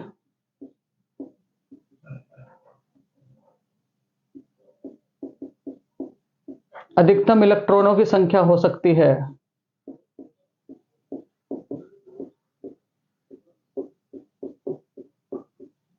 की संख्या, ठीक है। ऑप्शन फर्स्ट है आपका 2n, ऑप्शन सेकंड है 2n+1 का होल स्क्वायर, थर्ड है n इंटू एन प्लस 1/2 और फोर्थ होगा बच्चों 2n²। क्या होगा? 2n²। तो नील बोर के परमाणु मॉडल के अनुसार अधिकतम इलेक्ट्रॉनों की संख्या क्या कितनी हो सकती है? तो बहुत बढ़िया सवाल है। देखो बच्चों, एक कक्षा में अधिकतम, मैं आप लोगों को बताऊं एक कक्षा में अधिकतम कितने इलेक्ट्रॉन हो सकते हैं? तो क्या कहोगे? 2n²। कितने हो सकते हैं? 2n²। अगर बच्चों n बराबर 1 रखेंगे तो अधिकतम इलेक्ट्रॉनों की संख्या कितनी होगी? बताओ जरा। 2 इंटू एन की जगह 1 रखा का होल स्क्वायर, 2 ही कम 2। अगर n इक्वल टू 2 रखेंगे बच्चों तो 2 इंटू यहाँ 2 रखा का होल स्क्वायर, 2 दूनी 4 दूनी कितना हो जाएगा? 8। अगर n इक्वल टू 3 रखेंगे बच्चों तो 2 इंटू 3 का होल स्क्वायर, तो क्या होगा? 3 3 9, 9 दूनी कितना हो जाएगा? 18। और अगर मैं n इक्वल टू 4 रखूंगा तो क्या हो जाएगा? 2 इंटू 4 का होल स्क्वायर, 4 चौक 16, 16 दूनी कितना हो जाएगा बच्चों? 32। ठीक है, तो अब इसके अनुसार देखो, पूरे के पूरे नाभिक की 4 कक्षा होती है। क्या? K कक्षा, L कक्षा, M कक्षा, N कक्षा। तो डायरेक्ट पूछ लेगा कि K कक्षा में कितने इलेक्ट्रॉन? तो क्या कहोगे? 2। उसके बाद L कक्षा में कितने इलेक्ट्रॉन? तो क्या कहोगे? 8। अगर आपसे कहा जाए M कक्षा में कितने इलेक्ट्रॉन? तो क्या कहोगे? 18। और अगर आपसे कहा जाए N कक्षा में कितने इलेक्ट्रॉन? तो क्या कहोगे? 32। अगर यह भी पूछा जाए कि सबसे अधिक इलेक्ट्रॉन कौन सी कक्षा में होते हैं तो क्या कहोगे आप लोग? N कक्षा में। ठीक है, स्क्रीनशॉट ले, फिर उसके बाद आगे चलेंगे बच्चों।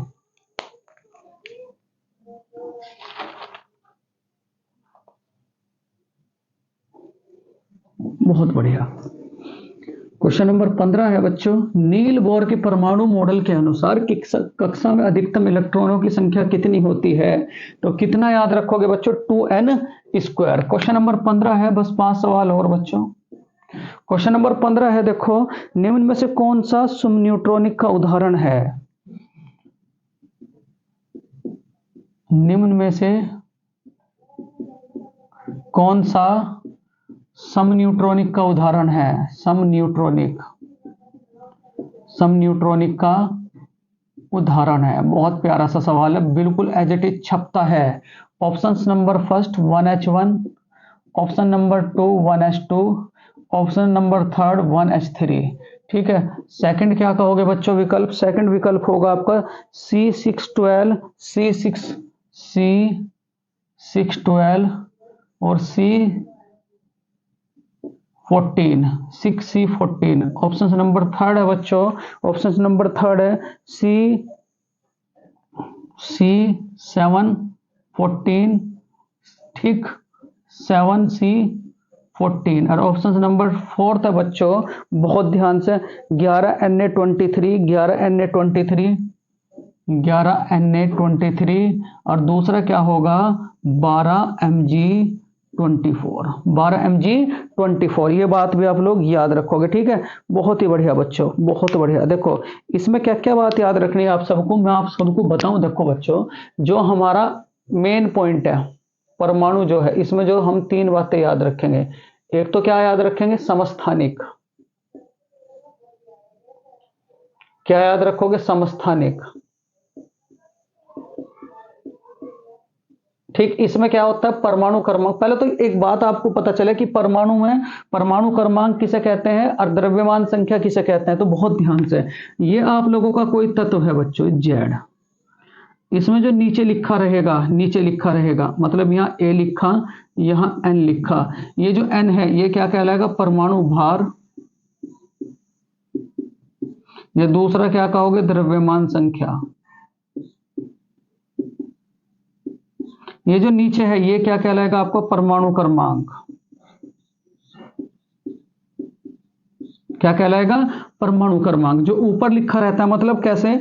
अगर आपसे कहा जाए 22C11, तो ये जो ऊपर है ये नीचे क्या लिखा है? तो क्या कहोगे? परमाणु क्रमांक। और भार कहां रहता है बच्चों? हमेशा ऊपर। तो भार कहां लिखा जाएगा? परमाणु भार कहां लिखा जाएगा? ऊपर। ठीक है, कहां लिखा जाएगा? ऊपर। जो यहां देखो जरा, एन जो है ये ऊपर की जो संख्या बच्चों, ये क्या कहलाएगी? परमाणु भार या द्रव्यमान संख्या। और परमाणु क्रमांक क्या होगा बच्चों? जो नीचे लिखा रहता है। और उसके बाद अगर आपसे कहा जाए कि मैं तीन की अगर थ्योरी दूं आप लोगों को, यहां देखो जरा, समस्थानिक होगा, और उसके बाद समस्थानिक का मतलब जिसमें परमाणु क्रमांक समान हो।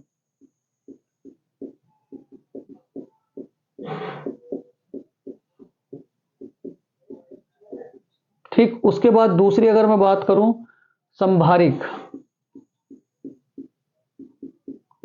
वर्ड से महसूस हो रहा है, परमाणु भार समान हो, जिसमें दो तत्वों के परमाणु भार समान हो।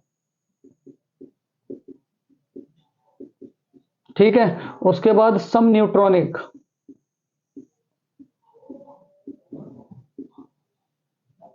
जिसमें न्यूट्रॉनों की संख्या समान हो।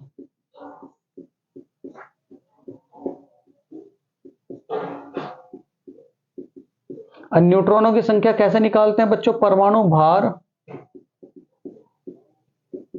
माइनस परमाणु क्रमांक।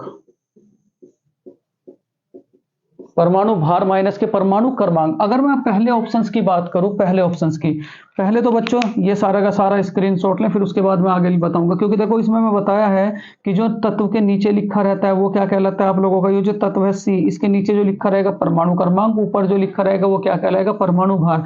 पहले इसे लिख लें एक बार, क्योंकि मैं इसे मिटाऊंगा बच्चों। ठीक, चलो देखो, अगर मैं बात करूं आपसे, ये 1H1 बिल्कुल भी अब कभी भी कंफ्यूजन नहीं होंगे। ये नीचे जो लिखा बच्चों परमाणु क्रमांक, ये नीचे क्या लिखा? परमाणु क्रमांक। और जिसमें परमाणु क्रमांक समान हो वो क्या कहलाएगा? समस्थानिक। तो ये एग्जाम्पल किसका है? तो क्या कहोगे? समस्थानिक। नीचे की संख्या जिसमें समान हो वो क्या कहलाएगा? समस्थानिक। और 1H1 को क्या कहा जाता है? 1H1 protium. 1H2 को क्या कहा जाएगा? तो क्या कहोगे? ड्यूटेरियम। 1H3 को क्या कहा जाएगा? ट्राइटियम। ठीक, इतनी बातें आप लोग इससे याद रखेंगे। उसके बाद देखो ये क्या है बच्चों, C612, इसमें भी परमाणु क्रमांक समान, इसमें परमाणु क्रमांक समान, तो ये क्या हो जाएगा, समस्थानिक। लेकिन अगर मैं इसकी बात करूं, देखो यहाँ ऊपर की संख्या समान, तो ये क्या हो जाएगा, संभारिक। जो एग्जाम्पल किसका होगा, संभारिक। और यहां देखो बच्चों, अगर जिसमें यानी कि दोनों का अंतर, 23 में से 11 गया, कितना बचा, 12। 24 में से 12 गया, कितना बचा, 12। अगर इन दोनों का अंतर जिसमें समान होगा तो वो क्या कहलाएंगे, समन्यूट्रॉनिक। तो इसमें समन्यूट्रॉनिक का उदाहरण क्या है, तो क्या कहोगे बच्चों, ऑप्शन नंबर 4, जिसमें ऊपर की संख्या और नीचे की संख्या का अंतर बिल्कुल बराबर हो। जिसमें ऊपर की संख्या और नीचे की संख्या का अंतर बिल्कुल बराबर हो, वो क्या कहलाएगा बच्चों, समन्यूट्रॉनिक। तो इसका आंसर क्या हो जाएगा, 11 Na23। देखो बच्चों, ये था क्वेश्चन नंबर 15। उसके बाद क्वेश्चन नंबर 16। स्क्रीनशॉट तो ले ही लिया होगा आप सबने। बच्चों कैमरा प्रॉब्लम कर रहा है, तो इसलिए थोड़ा सा सपोर्ट करें। देखो क्वेश्चन नंबर 16 है बच्चों, बहुत ध्यान से। निम्न में से किसमें प्रकाश की चाल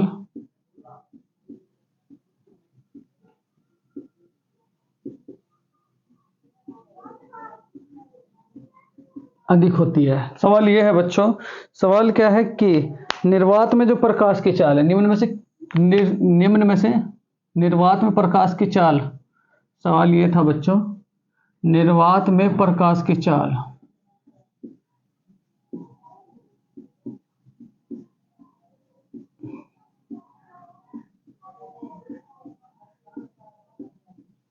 होती है। ऑप्शन नंबर 1 है बच्चों, माइनस के 1.6। ये बहुत खतरनाक आंकड़े हैं। 1.6 इंटू 10⁻⁻19 कूलाम। सेकंड है प्लस के 1.6 इंटू 10⁻⁻19 कूलाम। तीसरा है बच्चों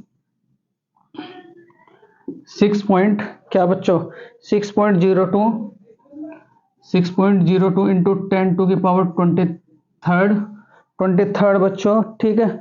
उसके बाद अगर आपसे कहा जाए ऑप्शन नंबर 4, 3 × 10⁸ मीटर प्रति सेकंड, ठीक। ये आपके ऑप्शंस हैं। निम्न में प्रकाश की चाल अधिकतम होती है बच्चों, कहाँ, देखो माइनस के 1.6 इंटू 10⁻⁻19 निर्वात में कहा उसने, प्लस के 1.6 इंटू 10⁻⁻19 कूलाम, 6.02 इंटू 10⁻23 और 3 × 10⁸ मीटर प्रति सेकंड। देखो मैं आप इनके बारे में आप सबको बताऊं, देखो ये क्या है, तो क्या कहोगे, इलेक्ट्रॉन पर आवेश। इलेक्ट्रॉन पर आवेश कितना होता है, माइनस के 1.6 इंटू 10⁻⁻19 कूलाम। ये किसका आवेश है, तो क्या कहोगे, प्रोटोनों का आवेश।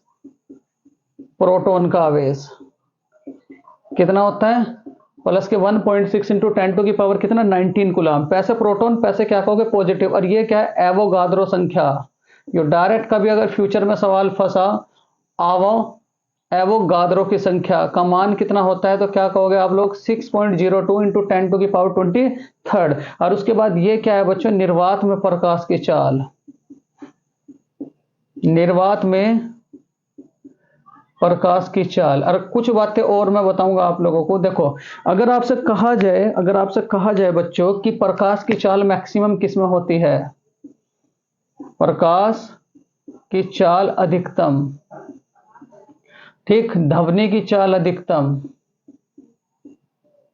ध्वनि की चाल अधिकतम। और अगर आपसे कहा जाए पलायन वेग का मान, ठीक है, प्रकाश की चाल जो होती है वो अधिकतम किस में होती है, तो क्या कहोगे, निर्वात। किस में होती है, निर्वात में, ठीक है। ध्वनि की चाल अधिकतम किस में होती है, तो क्या कहोगे, ठोस, ठीक है। निर्वात में बिल्कुल नगण्य है, ठीक है। पलायन वेग क्या होता है बच्चों, अगर आप किसी भी वस्तु को ऊपर फेंक दो और वो वापस ना आए तो वो क्या कहलाएगा आपका प्लाइन वेग। इसका मान कितना होता है 11.2 किलोमीटर प्रति सेकंड। ये बात भी आप लोग याद रखोगे। तो यहाँ निर्वात में प्रकाश की चाल कितनी होती है वो मैं बताया हूं आपको, कितना 3 × 10⁸ मीटर प्रति सेकंड। स्क्रीन शॉट लें, फिर उसके बाद बच्चों आगे चलेंगे।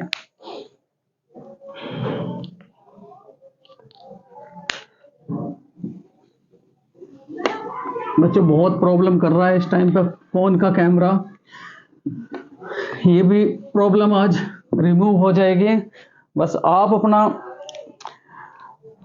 लाड प्यार इस चैनल पे ऐसे ही बनाए रखें। देखो क्वेश्चन नंबर 17 बच्चों, आवर्ती का मात्रक। क्या आवर्ती का मात्रक होता है? आवर्ती का मात्रक होता है। ये आप लोगों के लिए वो सवाल लिए हुए हैं जो प्रीवियस ईयर एग्जाम में पूछे जा चुके हैं। ठीक है, एम्पियर, एम्पियर, एम्पियर बच्चों, ऑप्शंस फर्स्ट एम्पियर, ठीक है।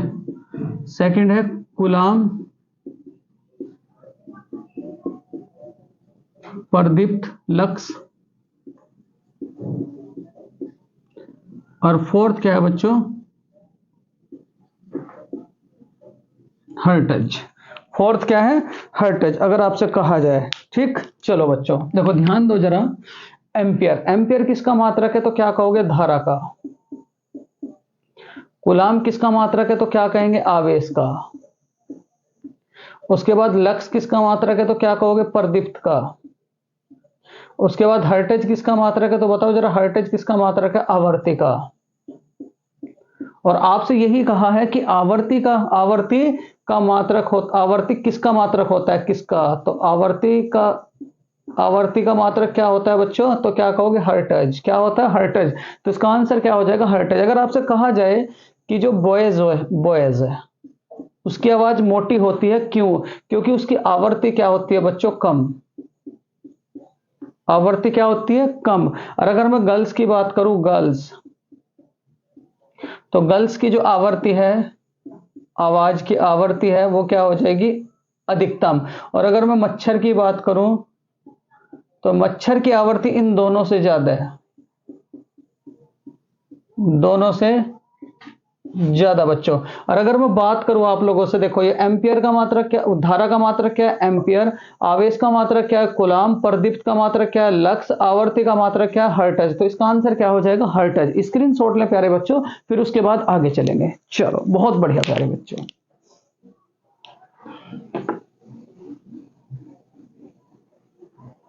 क्वेश्चन नंबर 18 है बच्चों, किस धातु में संरक्षण से रंग हरा हो जाता है?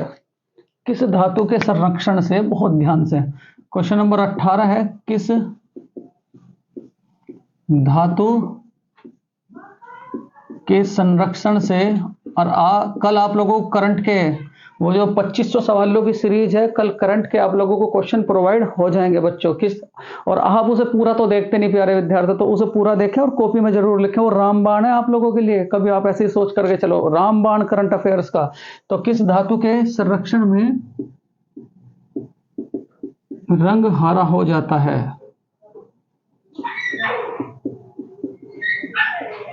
ऑप्शन फर्स्ट है तांबा, ऑप्शन फर्स्ट है तांबा। सेकंड क्या होगा? लोहा। थर्ड क्या होगा? चांदी। और फोर्थ क्या होगा बच्चों? तांबा, लोहा, चांदी और क्या होगा? सोना। ठीक है, तो बहुत ध्यान से, अगर आपसे कहा जाए कि किस धातु के संरक्षण में रंग हरा हो जाता है, तो अगर मैं तांबे की बात करूं, तांबा को अगर रखोगे तो कुछ दिनों बाद ये क्या हो जाएगा? हरा। लोहे के संरक्षण में इसका रंग कैसा होता है तो क्या कहोगे? लाल। चांदी के संरक्षण में इसका रंग क्या होता है बच्चों? काला। और अगर आपसे सोने के बारे में कहा जाए तो सफेद मत कह दियो बिल्कुल भी, तो सोने का संरक्षण नहीं होता। तो कौन सी धातु का संरक्षण नहीं होता तो क्या याद रखोगे? सोना। चलो स्क्रीनशॉट ले, फिर उसके बाद आगे चलेंगे। क्या क्या बताया कि किस धातु के संरक्षण में रंग हरा होता है? तो तांबे के संरक्षण में उसका रंग क्या हो जाएगा? हरा। लोहे के संरक्षण में उसका रंग क्या हो जाएगा? लाल। और चांदी के संरक्षण में उसका रंग क्या हो जाएगा? काला। और सोने का संरक्षण नहीं होता। तो क्वेश्चन नंबर 18 का राइट आंसर क्या हो जाएगा? तांबा। ठीक, स्क्रीनशॉट लें, फिर उसके बाद आगे चलेंगे।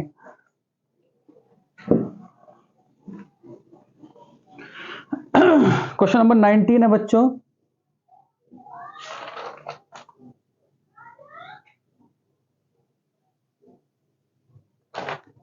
क्वेश्चन नंबर 19 है आप सबके लिए, बहुत प्यारा सा सवाल है।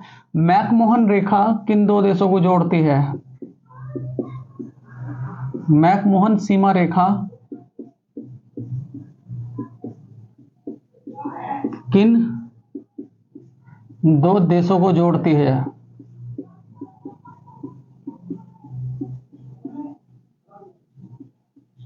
तो क्या कहोगे? ऑप्शंस फर्स्ट भारत और श्रीलंका,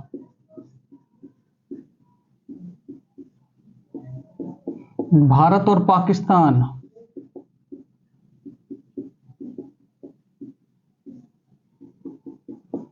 भारत चीन, भारत अफगानिस्तान। सुमेलित कीजिए। मैकमोहन रेखा किन दो देशों को जोड़ती है? तो इसका ऑप्शंस क्या हो जाएगा बच्चों? देखो भारत और श्रीलंका के बीच में क्या है? पाक जलडमरू मध्य है, जल डमरू मध्य है।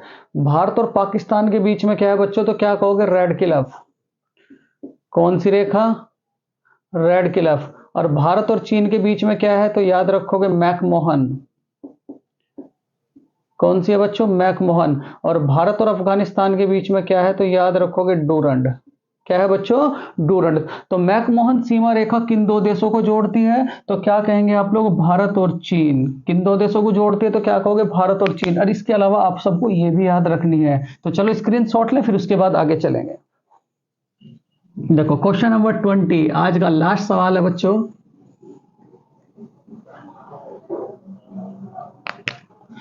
तीसरी बौद्ध संगति कहां हुई?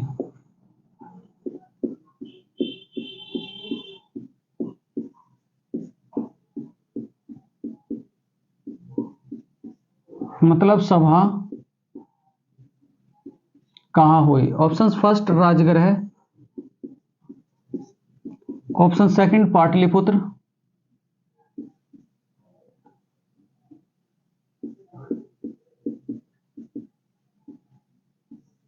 Option third Vaishali,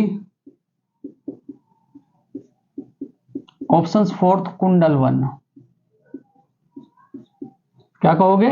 Kundalvan. देखो बच्चों मैं आप सबको पूरी की पूरी डिटेल्स आप लोगों को बताऊंगा क्या क्या।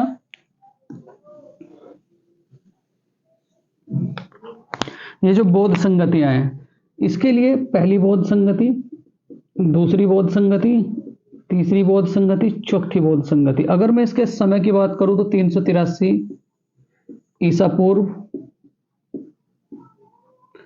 283 ईसा पूर्व, 100 घटा दो,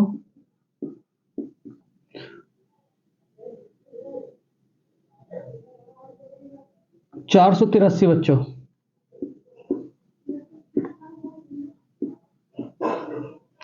283 ईसा पूर्व, 383 ईसा पूर्व, उसके बाद बच्चों 255 ईसा पूर्व, और यहां क्या कहेंगे? प्रथम शताब्दी, प्रथम शताब्दी। अगर मैं यानी कि इसके बारे में बात करूं स्थान के RVPK, RVPK, तो R का मतलब क्या होगा? राजगृह। पहली बौद्ध संगति कहां हुई थी? राजगृह। दूसरी बौद्ध संगति कहां हुई थी? तो क्या याद रखोगे? वैशाली। तीसरी बौद्ध संगति कहां हुई थी? तो याद रखोगे पाटलिपुत्र। ठीक है। चौथी बौद्ध संगति कहां हुई थी? तो क्या याद रखोगे? कुंडलवन, कश्मीर, कुंडलवन। ठीक है, कश्मीर में। और अगर मैं बात करूं इनके शासकों की, तो शासकों की अगर मैं बात करूंगा तो एके। तो एके का मतलब क्या कहोगे? अजातशत्रु। पहली बौद्ध संगति के समय शासक कौन थे? अजात शत्रु। दूसरी बौद्ध संगति के शासक कौन थे? तो क्या याद रखोगे? कालाशोक। तीसरी बौद्ध संगति के समय शासक कौन थे? तो याद रखोगे अशोक। और चौथी बौद्ध संगति के समय शासक कौन थे? तो याद रखोगे कनिष्क।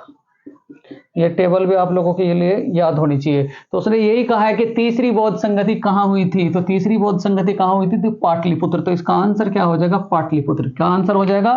पाटलिपुत्र। बच्चों देखो ये थे आप सबके लिए SSC GD का practice set number 2 practice set number 3, पहला प्रैक्टिस सेट भी आप लोगों को प्रोवाइड हो चुका है, दूसरा प्रैक्टिस सेट भी आप लोगों को प्रोवाइड हो चुका है, और ये था आप लोगों का प्रैक्टिस सेट नंबर 3। अगर ये प्रैक्टिस सेट नंबर 3 का कंटेंट आप सबको पसंद आया हो, क्योंकि कंटेंट तो पसंद आएगा ही आएगा, क्यों? क्योंकि इसमें सभी क्वेश्चन प्रीवियस ईयर के लिए गए हैं, तो इन्हें बिल्कुल भी निगलेक्ट ना करें, कॉपी में लिख के हार्ड वर्किंग करें और इनका रोज रिवाइज करते रहें। अगर ये कंटेंट और ये वीडियो आप लोगों को अच्छी लगी हो तो प्लीज इस वीडियो को लाइक करें, शेयर करें, सब्सक्राइब करें। Thank you for watching this video प्यारे विद्यार्थियों, नमस्कार।